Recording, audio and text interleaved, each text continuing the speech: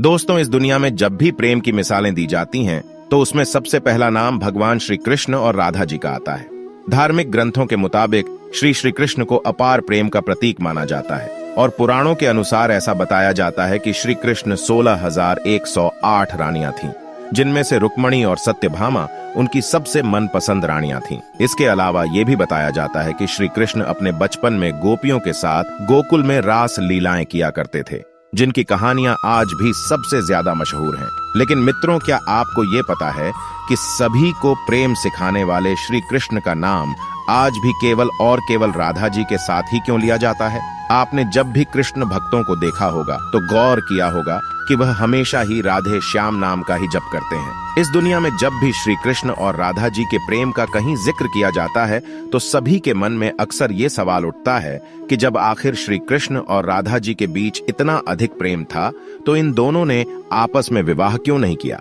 दोस्तों, अगर आप भी जानना चाहते हैं कि श्री कृष्ण और राधा जी का विवाह किन कारणों से नहीं हो पाया तो बने रहिए हमारे साथ इस वीडियो के अंत तक। नमस्कार मित्रों, स्वागत है आपका आज के इस वीडियो में। मित्रों, पद्म पुराण के अनुसार ऐसा बताया जाता है कि राधा जी विष्णु भानु नाम के गांव वाले की बेटी थी और उनका जन्म यमुना नदी के पास रावल नाम के एक गांव में हुआ था। कुछ समय बाद राधा जी के पिता बरसाना गांव में आकर बस गए थे, लेकिन दूसरी तरफ कुछ विद्वानों का ऐसा मानना है कि राधा जी का जन्म बरसाना गांव में ही हुआ था। इसी के साथ ब्रह्मा वैवर्त पुराण के अनुसार ये बताया गया है कि राधा जी श्री कृष्ण से उम्र में 5 साल बड़ी थी और उनकी सबसे अच्छी मित्र भी थी। ऐसा कहा जाता है कि जब श्री कृष्ण और राधा जी पहली बार मिले थे तो राधा जी श्री कृष्ण की एक झलक देखते ही उन पर मोहित हो गई और उन्होंने कृष्ण को पहली बार तब देखा जब माता यशोदा ने उन्हें माखन खाते हुए ओखली से बांध लिया था। मित्रों, जब श्री कृष्ण बांसुरी बजाते थे तो उनकी बांसुरी की धुन सुनते ही राधा जी दीवानी हो जाती थी और बेसुध होकर नाचने लगती थी।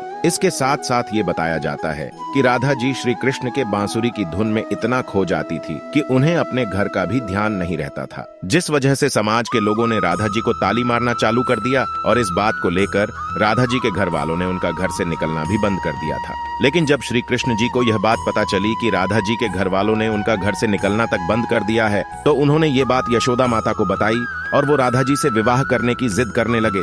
लेकिन लाख कोशिश करने के बावजूद भी श्री कृष्ण माता यशोदा को नहीं मना पाए और माता यशोदा ने श्री कृष्ण को ये कहकर टाल दिया कि एक तरफ तो राधा जी उनसे उम्र में 5 साल बड़ी है और दूसरी तरफ उनका विवाह भी पहले से तय हो चुका है। यशोदा माता ने जब यह बात नंद महाराज को बताई तो उन्होंने भी श्री कृष्ण को बहुत समझाया और राधा जी से विवाह न करने की सलाह दी। लेकिन इतना समझने के बावजूद भी जब श्री कृष्ण राधा जी से विवाह करने की जिद नहीं छोड़ रहे थे तब नंद महाराज श्री कृष्ण को ऋषि गर्ग के पास ले गए और जब श्री कृष्ण ऋषि गर्ग के पास गए तो ऋषि गर्ग ने श्री कृष्ण को बताया कि उनके असली माता पिता देवकी और वसुदेव है, जिनको उनके मामा कंस ने बंदी बनाकर रखा है।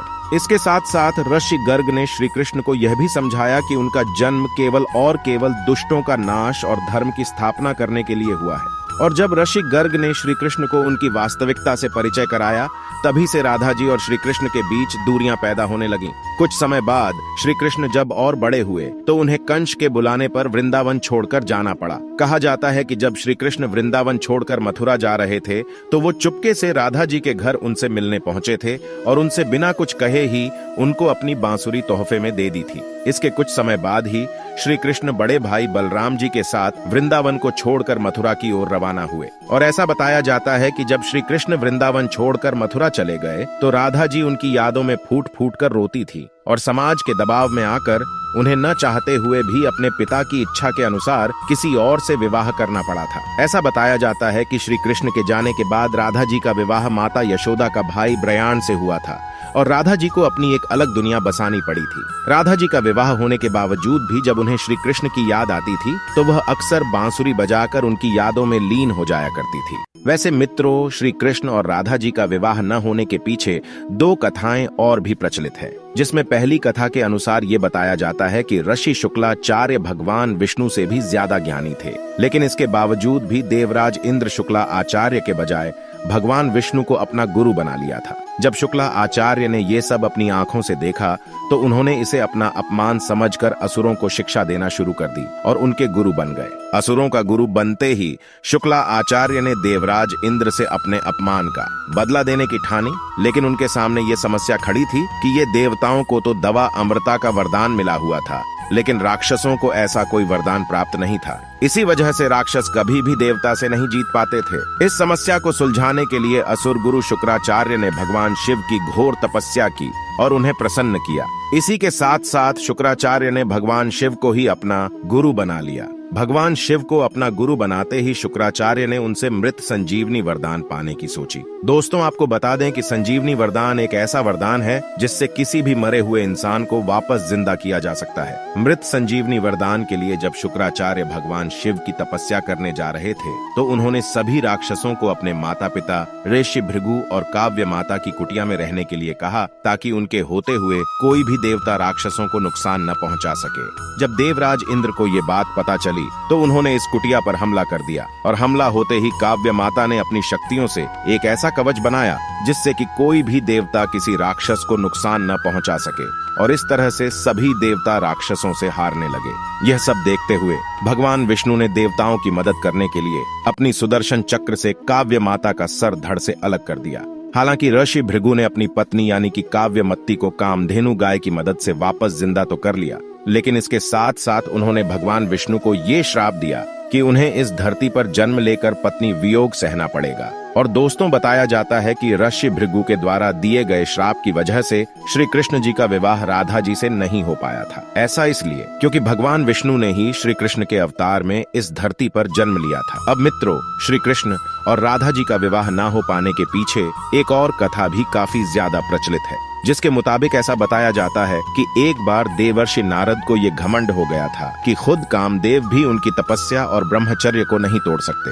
ये सब देखते हुए भगवान विष्णु ने सोचा कि क्यों ना देवर्षि नारद का ये घमंड तोड़ा जाए। और जब देवर्षि नारद एक बार रास्ते में कहीं जा रहे थे तो उन्हें एक बहुत ही सुंदर नगर दिखाई दिया जहां माता लक्ष्मी के स्वयंवर का आयोजन किया जा रहा था। तब नारद मुनि उस नगर में गए और वहां माता लक्ष्मी की एक झलक देखते ही उन पर मोहित हो गए।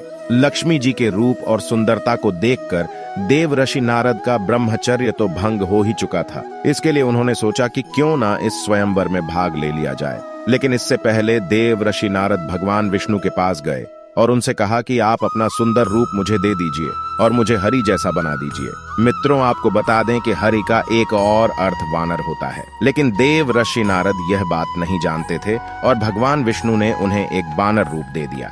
जब लक्ष्मी जी स्वयंवर में खुद आई तो देव ऋषि नारद के वानर वाले रूप को देखकर उन्हें बहुत गुस्सा आया।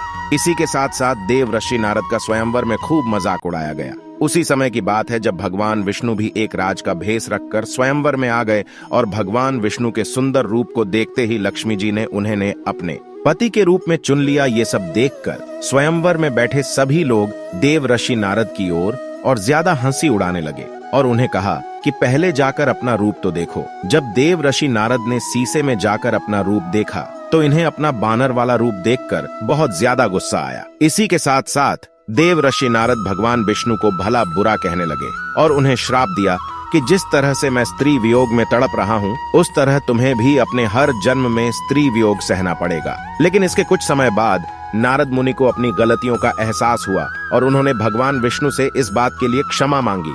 इसके बाद भगवान विष्णु ने नारद मुनि को क्षमा करते हुए बताया कि यह सब तो उनकी ही माया थी। वैसे दोस्तों, कमेंट बॉक्स में बताइए कि इनमें से किस श्राप की वजह से राधा कृष्ण का विवाह नहीं हो पाया। फिलहाल आज के वीडियो में बस इतना ही। उम्मीद करता हूँ कि आपको वीडियो अच्छा लगा होगा। अगर वीडियो अच्छा लगा है तो चैनल को सब्सक्राइब करें और वीडियो को अंत तक देखने के लिए आपका बहुत बहुत धन्यवाद।